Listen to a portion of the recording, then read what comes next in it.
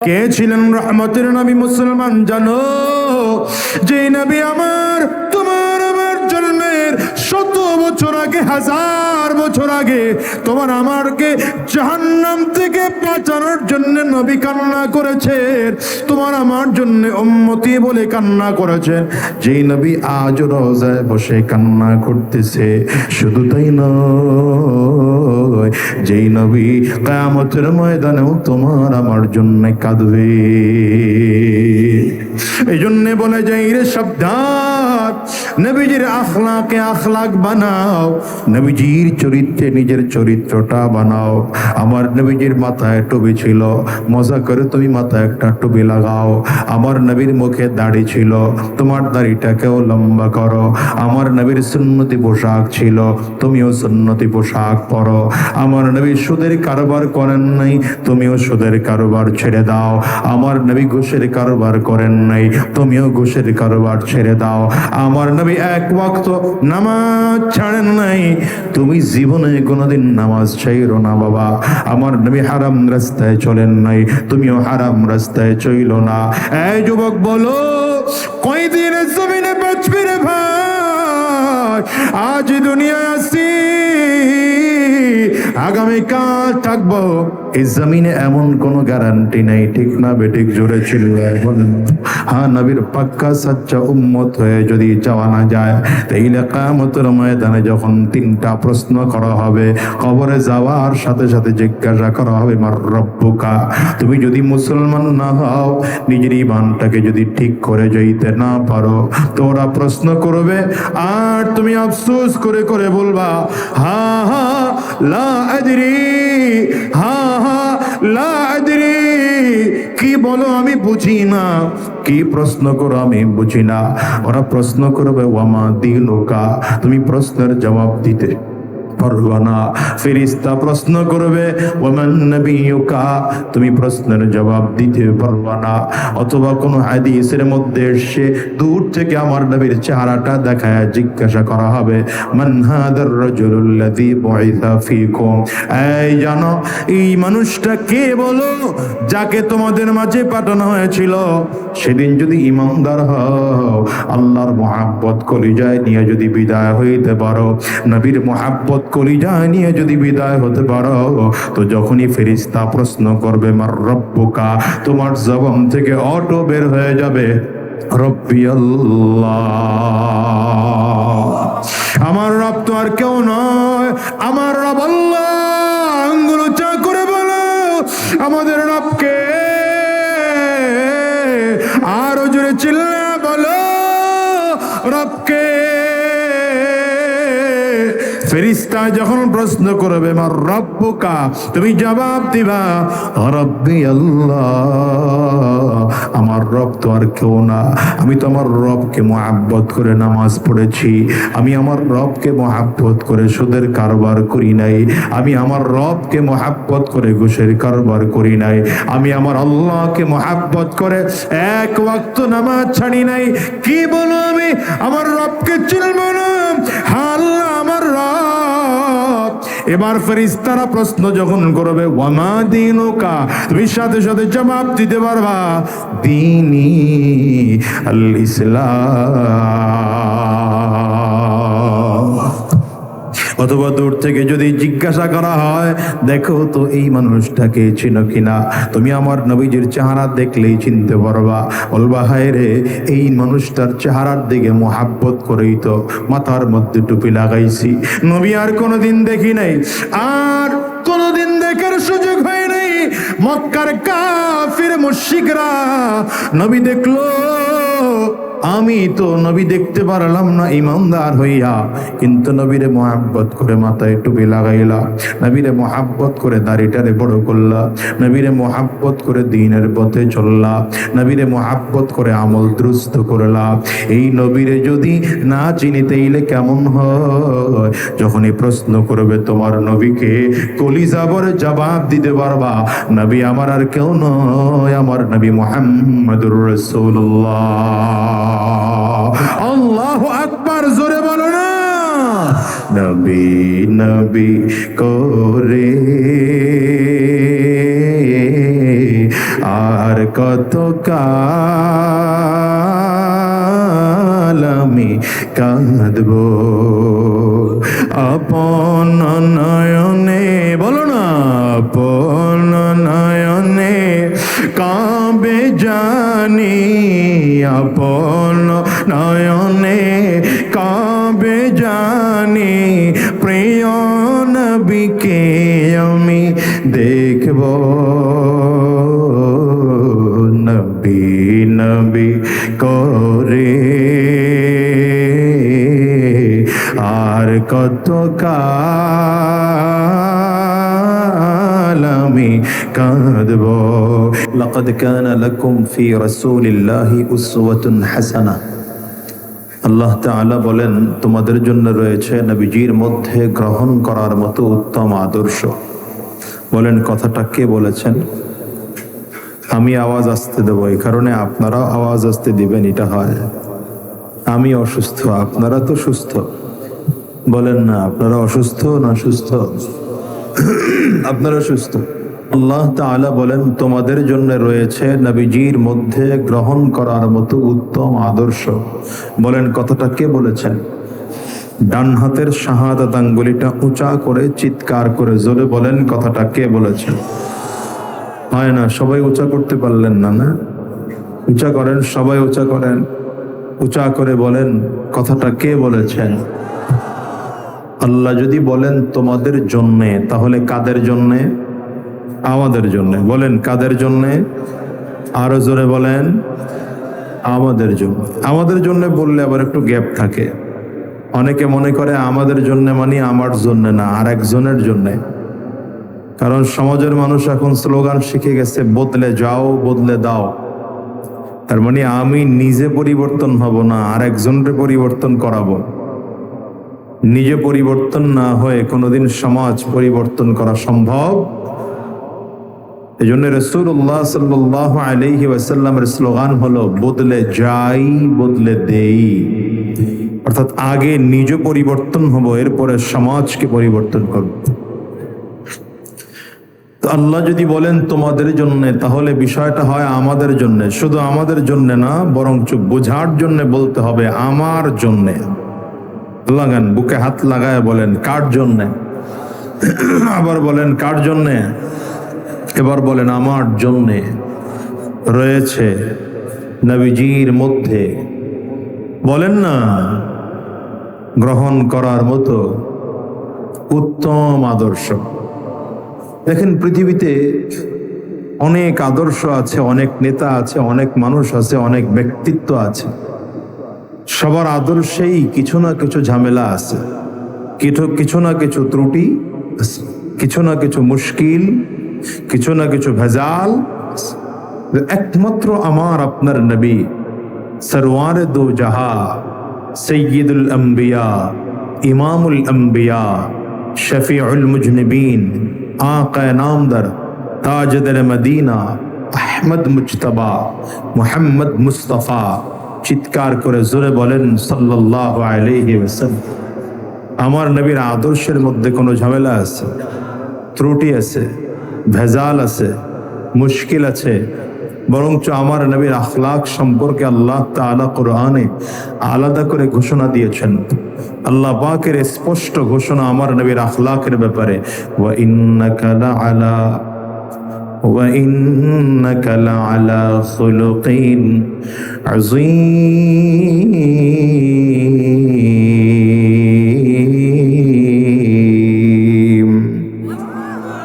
আল্লাহ পাকের ঘোষণা, পয়গম্বর আপনি মহান চরিত্রের অধিকারী। কার ব্যাপারে বলেছেন? আমার নবীর ব্যাপারে বলেছেন। বলেন না, কার ব্যাপারে বলেছেন? পয়গম্বর আপনি মহান চরিত্রের অধিকারী। মহান চরিত্র কি জিনিস, এটা বুঝতে হলে আগে দুই তিনটা কথা বুঝতে হবে। আখলাক কাকে বলে? চরিত্র কাকে বলে? চরিত্র সাধারণত তিন ধরনের হয়। বলেন, কয় ধরনের হয়? আপনারা কিন্তু অলস জাতি, কথা বলেন না। বলেন, কয় ধরনের হয়? আমার শ্রোতা খুব অ্যাক্টিভ শ্রোতা লাগে, তাইলে কথা বুঝে আমিও কিছু বলতে পারি। আনঅ্যাক্টিভ শ্রোতার সামনে আমি কথা বলতে পারি না, এটা আমার জাতিগত অভ্যাস। চরিত্র কয় ধরনের হয়? চরিত্রের 1 নম্বর স্তর, মানে সর্বনিম্ন স্তর, সব থেকে ছোট স্তর, এটার আরবি নাম হচ্ছে খুলুকে হাসান। বাংলা নাম আরবি নামটা মনে থাকবে না, এই জন্য বাংলা নাম মনে রাখেন, উত্তম চরিত্র। বলেন, চরিত্রের সর্বনিম্ন স্তরের নাম কি বললাম? উত্তম চরিত্র। এই উত্তম চরিত্র কার মধ্যে আছে বুঝবেন কি করে? বুঝার সহজ উপায় হলো, যেই মানুষটা কোনোদিন কারো প্রতি জুলুম করে না। তার মানে কেউ যদি কারো প্রতি জুলুম করে, তার আখলাক নাই, তার চরিত্র নাই, সে আখলাক ছাড়া মানুষ, চরিত্রহীন মানুষ। বলেন ঠিক না? 1 নম্বর, সে তো জুলুম করেই না। তবে তার উপরে যদি কেউ জুলুম করে, সাধারণত সে প্রতিশোধ নেয় না। তবে যদি প্রতিশোধ নেওয়ার প্রয়োজন মনেই করে, তাহলে ততটুকুই প্রতিশোধ নেয় যতটুকু তার উপরে জুলুম করা হয়েছে। এটা হলো চরিত্রের সর্বনিম্ন স্তর, একদম ছোট স্তর। এর থেকে আরেকটু উপরে হলো খুলুকে আহসান অথবা খুলুকে কারীম। বাংলা নাম হলো অতি উত্তম চরিত্র। বলেন, বাংলা নাম কি? এই অতি উত্তম চরিত্র কার মধ্যে আছে? বুঝার উপায় হলো, যেই মানুষটা কোনোদিন কারো প্রতি জুলুম তো করেই না, বরঞ্চ তার প্রতি যদি কেউ জুলুম করে, তো মজলুম হয়ে জালিমকে মাফ করে দেয়। সুবহানাল্লাহ, হয় না? আরো জোরে বলেন। মজলুম হয়ে জালিমরে কি করে? মাফ করে দেয়। 2 নম্বর, মজলুম হয়ে জালিমের হিদায়াতের জন্য দোয়া করে। এটা ছিল সকল সাহাবীদের, বড় বড় ইমানদারদের চরিত্রের আরেকটা ধরন আছে, যেটার নাম হচ্ছে খুলুকে আজিম। এই খুলুকে আজিম যার মধ্যে থাকে, মহান চরিত্র যার মধ্যে থাকে, তার মধ্যে আলাদা 5টা গুণ থাকবে। বলেন কয়টা? 1 নম্বর, সে কারো প্রতি জুলুম করবে, এটা কল্পনাও করা যায় না।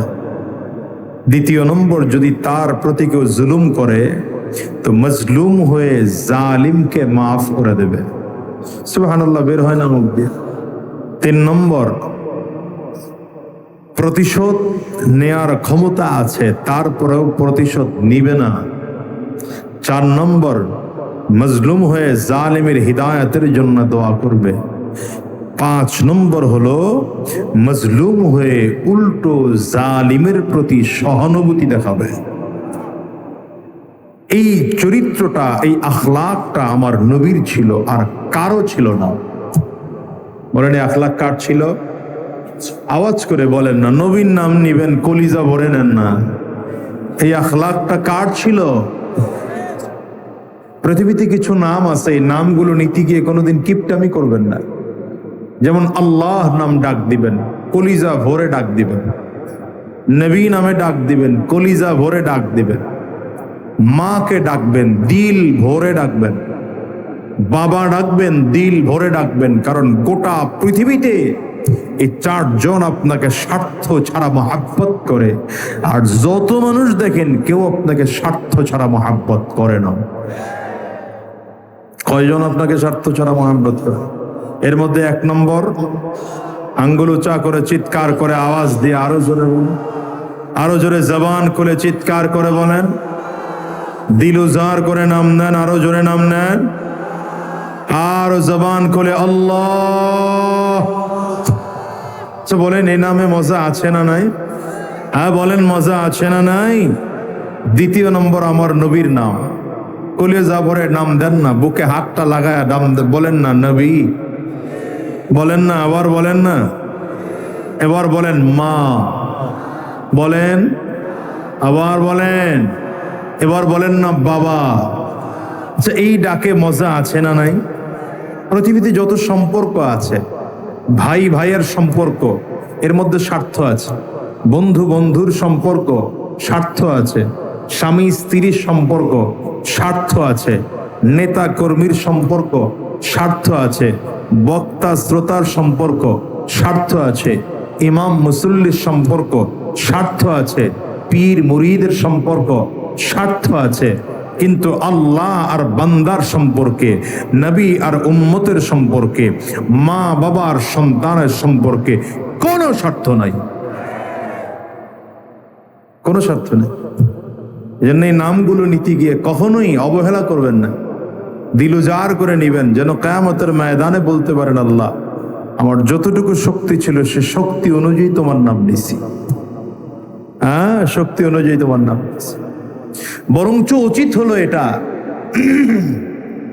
আল্লাহ তাআলা বুদ্ধিমানদের প্রশংসা করতে গিয়ে বলেছেন, বুদ্ধিমানদের সব থেকে বড় গুণ হলো আল্লাযীনা ইয়াযকুরুনাল্লাহ কিয়ামা, الذين يذكرون الله قياما وقعودا وعلى جنوبهم ويتفكرون في خلق السماوات والأرض ربنا ما خلقت هذا باطلا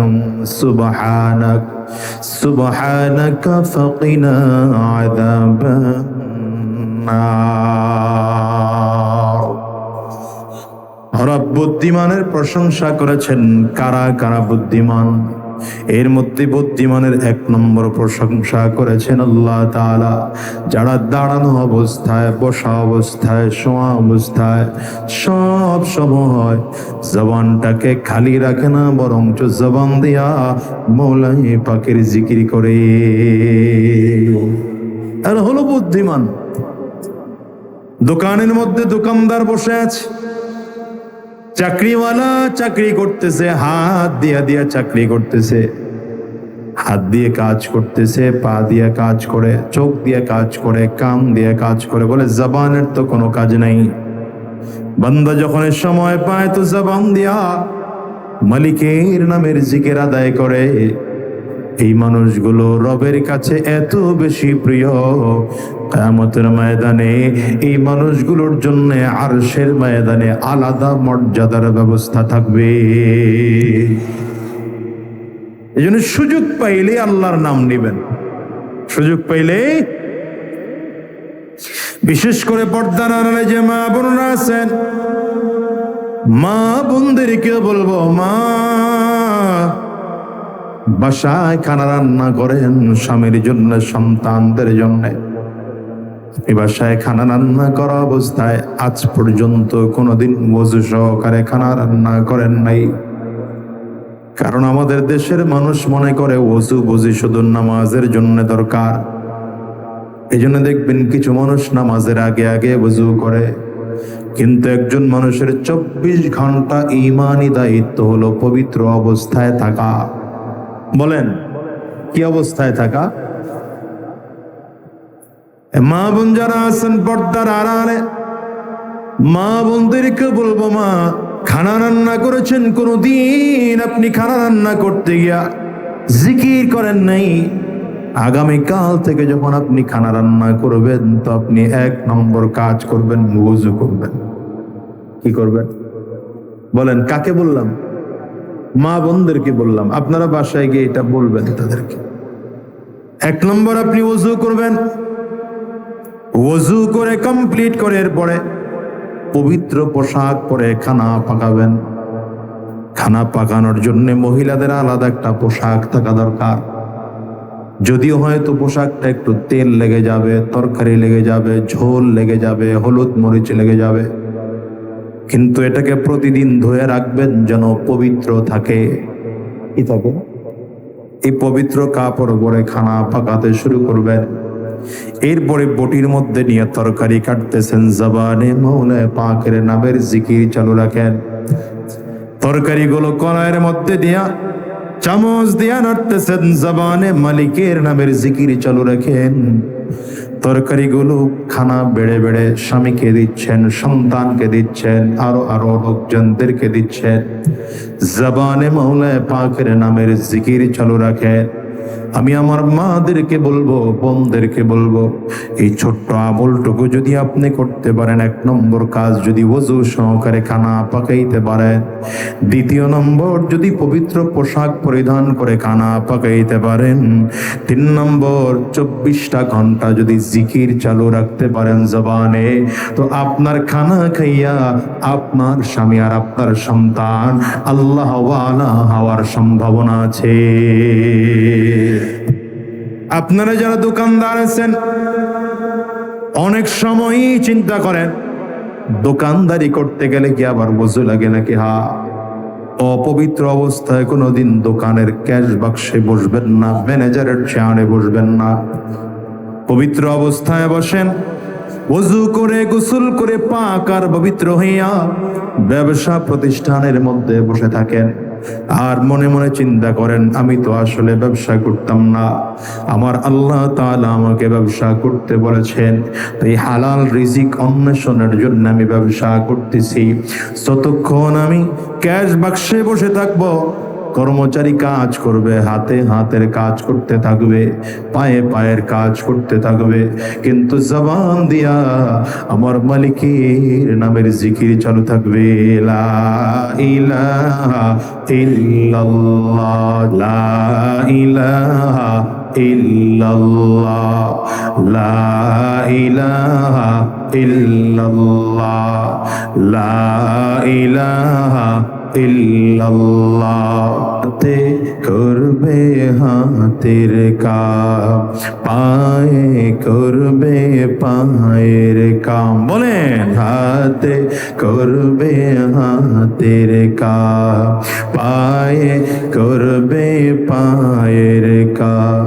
জবান তুমি চালু রাখো, জবান তুমি চালু রাখো, জবান তুমি চালু রাখো, আমার মালিক আল্লাহর নাম লা ইলাহা ইল্লাল্লাহ।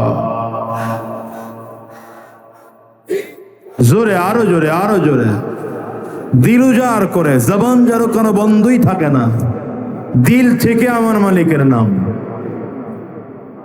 লা ইলাহা ইল্লাল্লাহ, লা ইলাহা ইল্লাল্লাহ।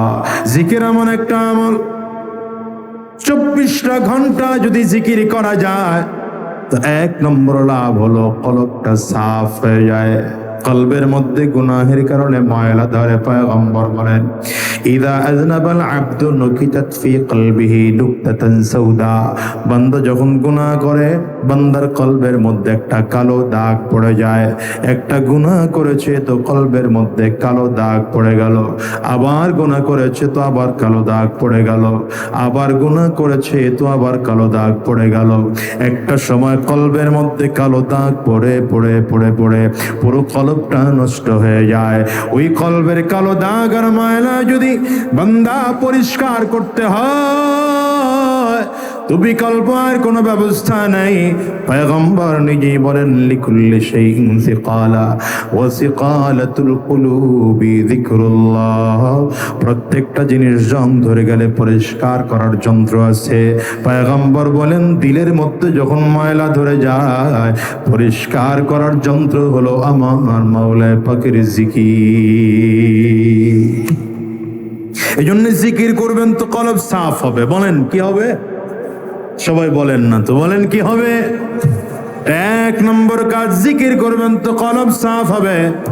2 নম্বর, বেশি বেশি জিকির করব তো মিজানের পাল্লায় নেকের পাল্লা ভারী হবে। কে বলেছেন? তোমার আমার নবী বলেছেন, পয়গম্বর বলেন, সুবহানাল্লাহি তামলাউ নিসফুল মিজান ওয়াল হামদুলিল্লাহি তামলাউল মিজান। পয়গম্বর বলেন, কেউ যদি সুবহানাল্লাহ বলে তো মিজানের অর্ধেক পাল্লা পড়ে যায়। কেউ যদি আলহামদুলিল্লাহ বলে তো মিজানের পুরো পাল্লাটাই পড়ে যায়। সহিহ বুখারীর মধ্যে একটা হাদিস আছে, সর্বশেষ হাদিস। সহিহ বুখারীর সর্বশেষ হাদিসে পয়গম্বর বলেন, কালিমাতান দুইটা এমন বাক্য আছে হাবিবাতানি ইলার রহমান, যেই দুইটা বাক্য আমার মালিকের কাছে অনেক বেশি প্রিয়। খাফিফাতানি আলাল লিসান সাকিলাতানি ফিল মিজান, এই দুইটা বাক্য জবানে উচ্চারণ করা অনেক সহজ, কিন্তু মিজানের পাল্লা এটা বড় ওজনদার হবে। কি বাক্য দুইটা? পয়গম্বর নিজে বলেন সুবহানাল্লাহি ওয়া বিহামদিহি সুবহানাল্লাহিল আযীম। দিলু জার করে পড়েন সুবহানাল্লাহি ওয়া বিহামদিহি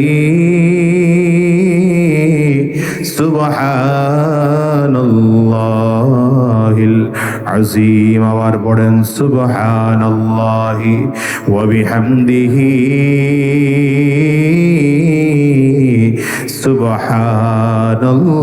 সুবহানাল্লাহিল সুবহানাল্লাহ আলহামদুলিল্লাহ লা ইলাহা ইল্লাল্লাহ।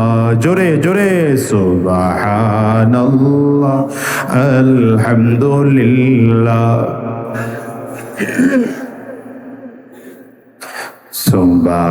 সুবহানাল্লাহ আলহামদুলিল্লাহ লা ইলাহা ইল্লাল্লাহ। কষ্ট হয়।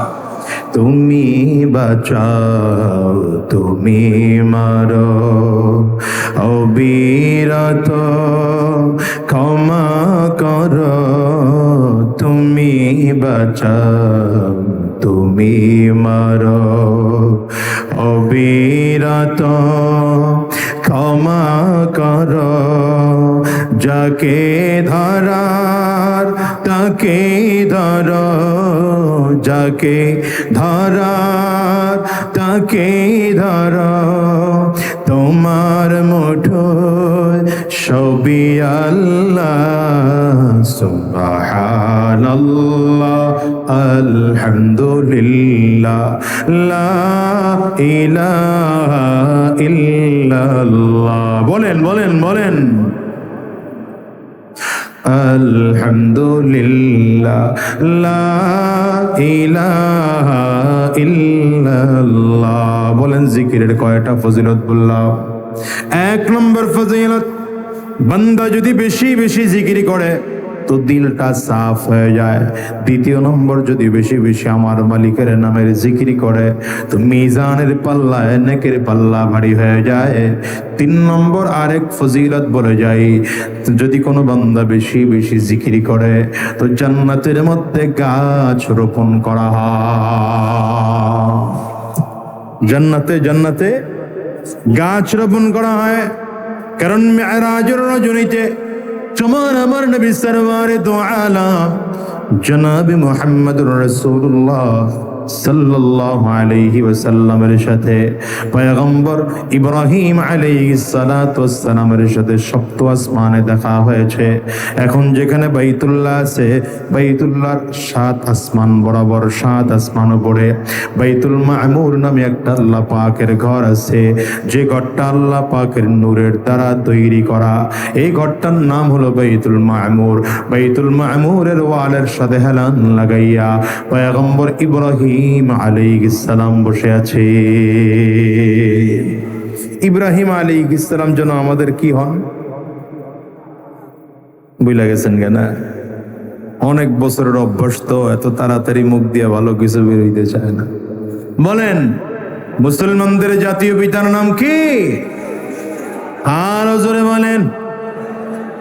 কোথায় পাইলাম মুসলমানদের জাতীয় পিতা? পয়গম্বর ইব্রাহিম আলাইহিস সালাম বলে আল্লাহ কোরআনে বলেছে। আল্লাহ যদি কোরআনে জাতির পিতা তাকে না বলতেন, আমরাও ইব্রাহিম আলাইহিস সালামকে জাতির পিতা মানতাম না। আল্লাহ নিজেই তো বলেছেন মিল্লাতা আবিকুম ইব্রাহিম হুয়া সাম্মাকুমুল মুসলিমিন। মনোযোগ আপনাদের ভালো নাই। আল্লাহু আকবারের আওয়াজ আরো জোরে লাগবে। মিল্লাতা আবিকুম ইব্রাহিম ওয়া সাম্মাকুমুল মুসলিমিন। কোরআনে আল্লাহ বলছেন এই জন্য ইব্রাহিম আলাইহিস সালামকে জাতির পিতা মানি।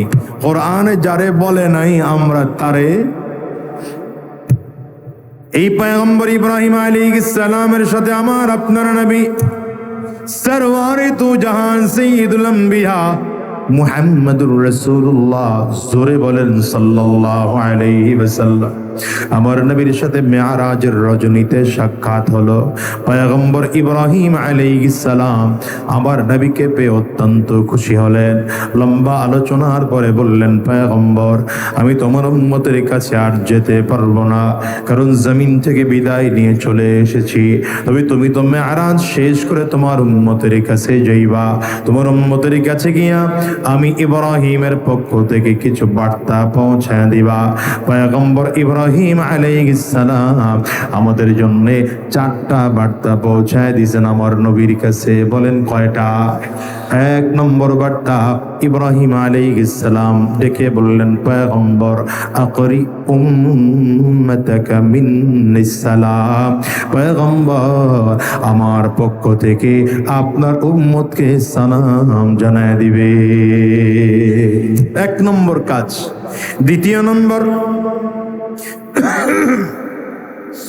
وأخبرهم أن الجنة طيبة التربة, পয়গম্বর 2 নম্বর জানায় দিবেন আপনার উম্মতরা যে জান্নাতের জন্য পাগল, এই জান্নাত কিন্তু বড় মজার জান্নাত। এই জান্নাতের মাটিটা হবে অত্যন্ত সুগন্ধিযুক্ত মাটি। ব্যাপারটা খেয়াল করেন তো, জান্নাতের যেই মাটিটা হবে এই মাটিটাও হবে সুগন্ধিওয়ালা মাটি, কারণ জান্নাতের মাটিটা সাধারণ মাটি নয়, এটা জাফরান দিয়ে বানানো হবে। কয়টা গেল? 2টা। 3 নম্বর, আজবাতুল মা,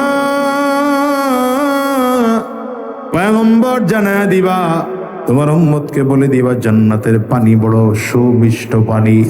জান্নাতের পানি একবার যদি কেউ দুনিয়াতে পান করতে পারে 70,000 বছর পর্যন্ত তার কোনোদিন পানির পিপাসা লাগবে না। পয়গম্বর ইব্রাহিম আলাইহিস সালাম এবার 4র্থ নম্বর বলে দিলেন, ওয়া আন্নাহা কিয়া,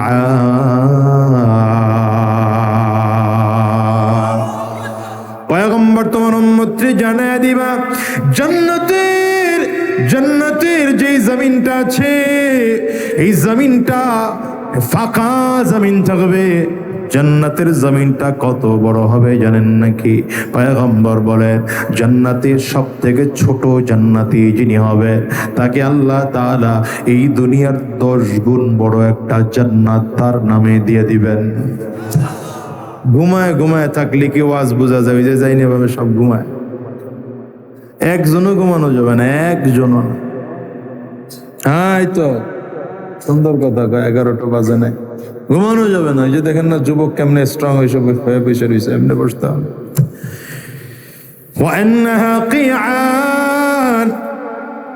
কথা বলতে খুব কষ্ট হইতেছে, কিন্তু তারপরেও কিছু মানুষের আগ্রহ দেখে কথা বলতেছে। পয়গম্বর ইব্রাহিম আলাইহিস সালাম বলেন, জান্নাতের যে ময়দানটা থাকবে ময়দানটা ফাঁকা ময়দান থাকবে। বলেন তো ছোট জান্নাতীকে আল্লাহ কত বড় জান্নাত দিবেন? বললাম 10 গুণ বড়, দুনিয়ার থেকে 10 গুণ বড় বিশাল একটা জান্নাতের ময়দান যদি ফাঁকা থাকে, এটা ভালো লাগবে? হ্যাঁ, যারা বুঝে নাই তারা বলছে হ্যাঁ, আর যারা বুঝছে তারা বলছেন না। কারণ আপনি আজকের এখানে মাহফিল করা হলো, এখানে যদি প্যান্ডেল করা না হতো, লাইটিং যদি করা না হতো, স্টেজ যদি করা না হতো, ভালো লাগতো?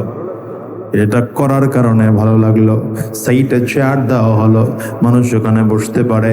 জান্নাতের ময়দানটা ফাঁকা থাকলে ভালো লাগবে না।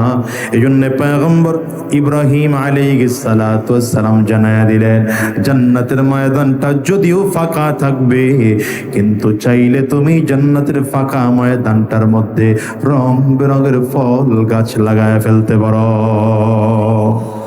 এই যুবকরাও খেয়াল করে শুনো, ওয়া আন্না গিরাসাহা, এবার ইব্রাহিম আলাইহিস সালাম বলতেছেন, ওয়া আন্না গিরাসাহা সুবহানাল্লাহ ওয়ালহামদুলিল্লাহ ওয়া লা ইলাহা ইল্লাল্লাহ ওয়াল্লাহু আকবার। ইব্রাহিম আলাইহিস সালাম বলে জান্নাতের গাছ রোপণ যদি করতে চাও সুবহানাল্লাহ বলো, জান্নাতে একটা গাছ হয়ে যাবে। আলহামদুলিল্লাহ বলো, জান্নাতে আরেকটা গাছ হয়ে যাবে। আল্লাহু আকবার বলো, জান্নাতে আরেকটা গাছ হয়ে যাবে। লা ইলাহা ইল্লাল্লাহ বলো, জান্নাতে আরেকটা গাছ হয়ে যাবে। চিল্লায় জোরে বলেন না সুবহানাল্লাহ। এতক্ষণেও যারা জবান খুলেন নাই, এবার তারা নিজের দায়িত্বে জবান খুলেন, এই নিয়ত করে যে জান্নাতে একটা গাছ তৈরি হবে। আবার সুযোগ দিলাম, সবাই মিলে বলেন সুবহানাল্লাহ। যারা প্রথম বলছেন এবার, তাইলে একটা গাছ হয়েছে।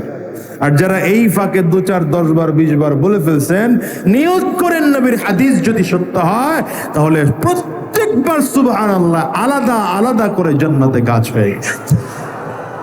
এবার আওয়াজ করে বলেন আলহামদুলিল্লাহ, জবান খুলে আল্লাহু আকবার।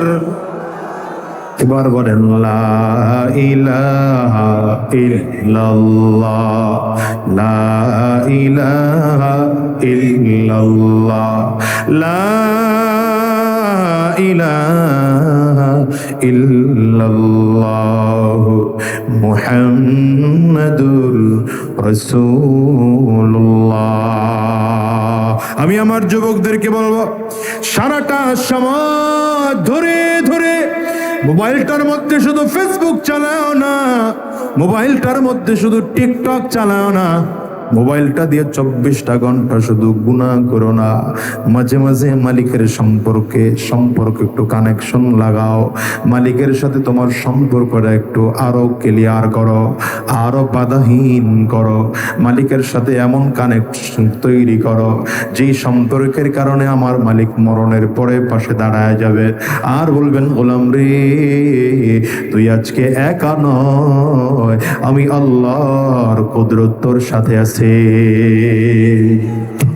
এটা জিকিরের আমল মাঝখানে শিখায় দিয়ে গেলাম, সুযোগ পাবেন তো জিকির করবেন ইনশাআল্লাহ। তৈয়ার তো বলছিলাম আমার নবীর কয় গুণ আলাদা গেছেন গা, ভুলে গেছেন কয় গুণ? 5 গুণ। 5 গুণ এটা আমার ভুলে গেছেন নাকি? ওই যে খুলুকে আজিম, মহান চরিত্র কারে বলে? যার মধ্যে আলাদা করে 5টা গুণ পাওয়া যাবে, তার মধ্যে হলো মহান চরিত্র আছে, খুলুকে আজিম আছে। 1 নম্বর, কোনোদিন কারো প্রতি জুলুম তো করেই না। 2 নম্বর, যদি তার প্রতি কেউ জুলুম করে তো মাফ করে দেয়। 3 নম্বর, মজলুম হওয়ার পরেও জালিমের প্রতিশোধ নেয় না, শক্তি থাকার পরেও প্রতিশোধ নেয় না। 4 নম্বর, মজলুম হয়ে জালিমের হিদায়াতের জন্য দোয়া করে। 5 নম্বর, মজলুম হইয়া উল্টো জালিমের প্রতি সহানুভূতি দেখা। এটা একমাত্র আমার নবীর জন্য খাস ছিল, আর কারো জন্য না। এই আখলাক পৃথিবীর আর কারো নাই, একমাত্র আমার নবী। বলেন একমাত্র কার? জোরে বলেন একমাত্র কার? অগোছায় বৌমিয়া এমনি বইতে তাও বুঝে না। ইহুদির বাড়িতে আমার নবী কাজ করতেছেন, ইহুদির সাথে আমার নবীর চুক্তি হলো, ইহুদির কূপ থেকে যদি বালতি ভরে ভরে পানি উঠায় দিতে পারেন। কূপ চিনেন তো আপনারা? এখনকার যুবকরা চিনবে না, মুরব্বীরা চিনবেন। মুরব্বী যারা আছে, ওই যে কি বলে এটা আপনাদের এলাকায়, হ্যাঁ, ইন্দারা, মানে অনেক গভীর কূপ। এখন তো এটা নাই, এখন তো টিউবওয়েল হয়ে গেছে, সাবমার্সিবল কল হয়ে গেছে, এখন এগুলো নাই। ওই যে একসময় ছিল 20 হাত, 25 হাত, 10 হাত, 15 হাত গভীর কূপ, ওখান থেকে বালতি দিয়ে রশি দিয়ে টেনে টেনে পানি উঠাত। এমন এক কূপের, এটার গুদারা কয় ইন্দারা। আচ্ছা যাও, বুঝছেন তো কি বুঝাইতে চাইলে? এই কূপ থেকে রাহমাতুল লিল আলামিন 1 বালতি পানি উঠায় দিবে। ইহুদি বিনিময় আমার নবীকে 2টো খেজুর দিবে। বালতিটাও ইহুদির, রশিটাও ইহুদির, কূপটাও ইহুদির। আমার নবী বালতির মধ্যে রশি বেঁধে কূপের মধ্যে ফেললেন। ইহুদির রশি ছিল দুর্বল, কূপটার মধ্যে বালতি ফেলে যখন পানি ভরে টান দিলেন, বালতির রশিটা ছেড়ে বালতি নিচে পড়ে গেল। বলেন তো এতে আমার নবীর কোনো দোষ ছিল নাকি? হ্যাঁ, এটা বদমাশ ইহুদি এসে আমার নবীর গালের মধ্যে এক থাপ্পড় বসায় দিলেন। জোরে বলবেন না। না, বদমাশ ইহুদি এসে আমার নবীর গালে এক থাপ্পড় বসায় দিল। এবার আমার নবীর আখলাক দেখেন, কত চমৎকার আখলাক ওয়ালা আমার নবী। বলেন তো আমার নবী যদি চাইতেন পাল্টা থাপ্পড় দিতে পারতেন কি পারতেন না? পারতেন। মানে আমার নবী তো এমন একজন ব্যক্তিত্ব যার মধ্যে জান্নাতি 40 জন পুরুষ, অন্য বর্ণনায় এসছে 100 জন পুরুষের শক্তি আমার নবীর একার মধ্যে ছিল। কিন্তু রাহমাতুল লিল আলামিন পাল্টা থাপ্পড় না দিয়ে মাটির মতো নরম হয়ে গেলেন। আর ডেকে বললেন, চাচা রাগ করিয়েন না, রাগ করিয়েন না, বালতিটা আমি উঠায় দিই তো। বলবেন না, জোরে বলবেন। রাগ করিয়েন না চাচা, বালতিটা উঠায় দেই। ইহুদি চিন্তা করতেছে গভীর কূপ, 10 থেকে 15 হাত গভীর, এখান থেকে মুহাম্মদ বালতি উঠাবে কেমন করে? রহমতের নবী আমার কথাটা বলেই হাতটা কূপের মধ্যে ঢুকিয়ে দিলেন। আমার নবীর হাত তো নরমাল কোনো হাত নয়, তো মুজিজার হাত, নবুয়তের হাত, রিসালাতের হাত। নবীজির হাত কূপের মধ্যে ঢুকলো তো ইহুদি তাকিয়ে তাকিয়ে স্বচক্ষে দেখছে আমার নবীর হাত ধীরে ধীরে ধীরে ধীরে লম্বা হচ্ছে। লম্বা হতে হতে একদম বালতি পর্যন্ত পৌঁছে গেল। রহমতের নবী আমার বালতি আর পানি আর রশি সব উঠাইয়া ইহুদির সামনে দিয়া বলে, চাচা নেন না, আমারে বদদুয়া দিয়েন না। আরে এতটুকু হলেই তো শেষ ছিল। এবার ইহুদির হাতটা আমার নবী নিয়েছেন, দেখি হুজুর হাত দেন। ইহুদির হাতটা আমার নবী এমন করে নিয়া আরেক হাত দিয়া মালিশ করতেছে আর বলতেছেন, চাচা আপনি কি ব্যথা পেয়েছেন নাকি?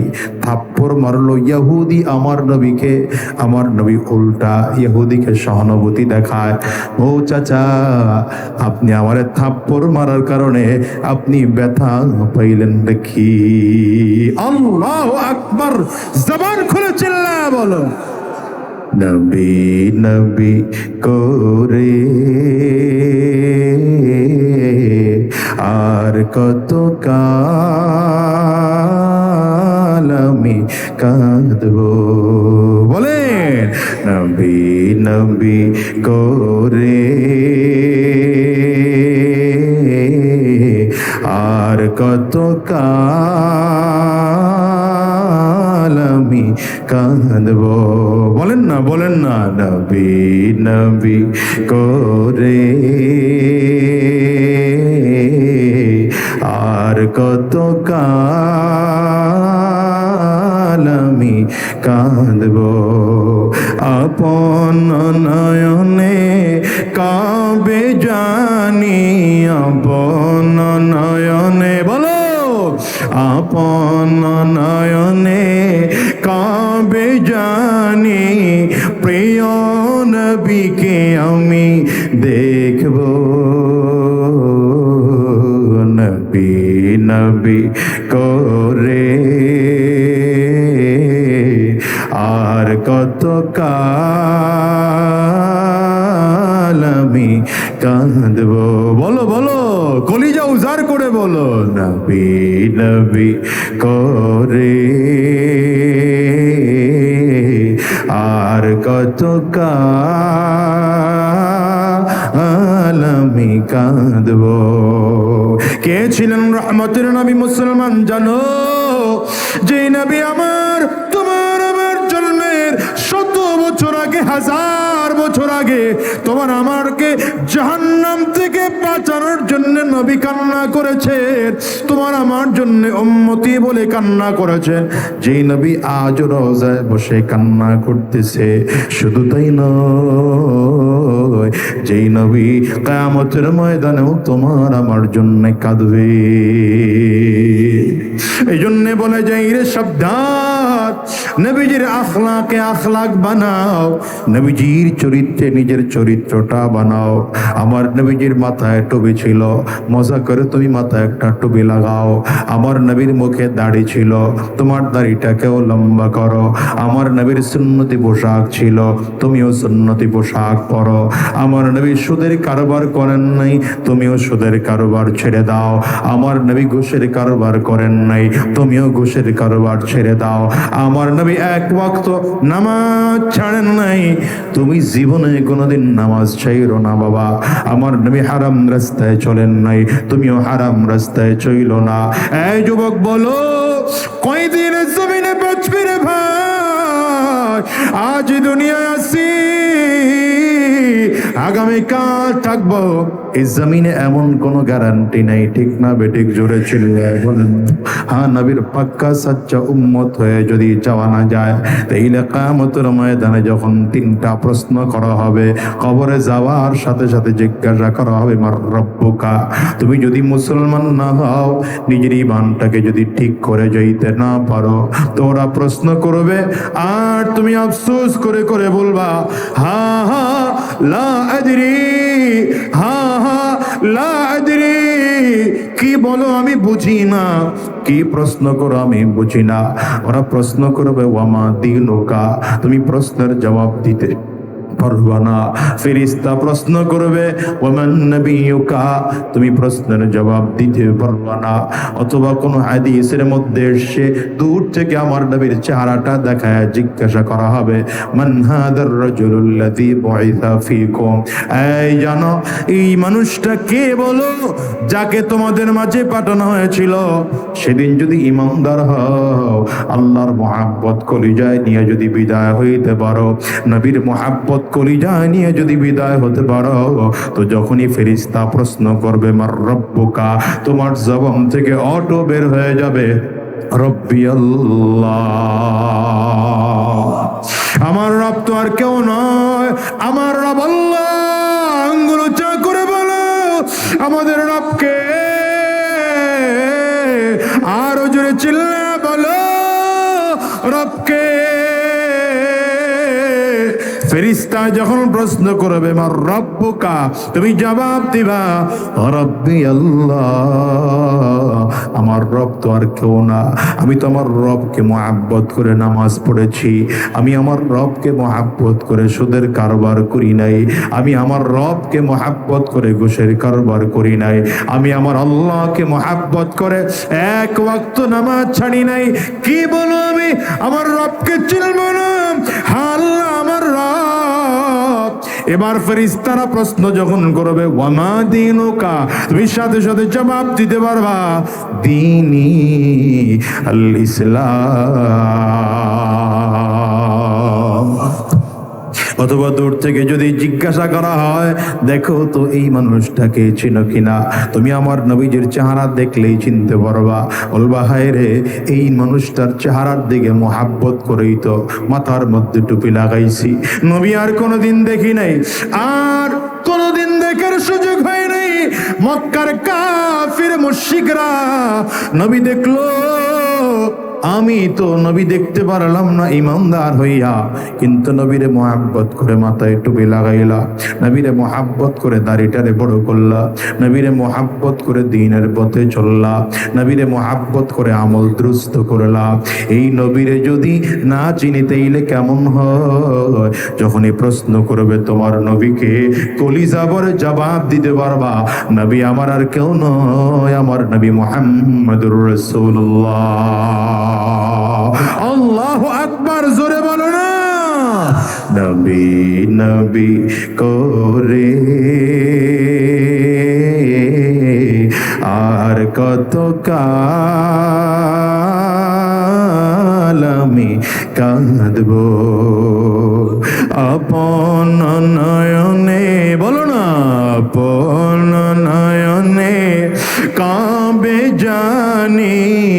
আপন নয়নে কাবে জানি প্রিয় নবীকে আমি দেখব নবী নবী করে আর কত কাল আমি কাঁদব